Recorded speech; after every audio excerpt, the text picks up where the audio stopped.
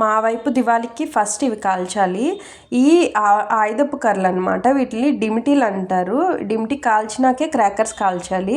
వీడియోలో చూపిస్తున్నట్టు వాటికి ఇలా వైట్ క్లాత్ కట్టాలి. ఇంట్లో ఎంతమంది ఉంటే అన్ని కడతారు. మేము 3 మంది ఉన్నాం కాబట్టి 3 కడుతున్నాము. ఇలా వీడియోలో చూపిస్తున్నట్టు వైట్ క్లాత్ కట్టి లాస్ట్లో అవి బాగా మునిగేంత వరకు ఆయిల్లో ముంచుకోవాలి.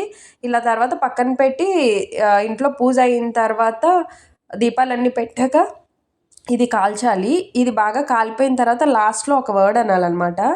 ఇది కాలిన తర్వాత భూమికి కొట్టి ధీమి ధీమి అమాస ఎల్లుండి మాపున తోపుండాలు.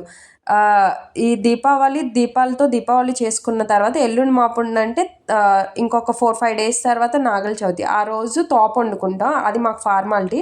అందుకని ఎల్లుండి మాపున తోపుండాలు అంటారు.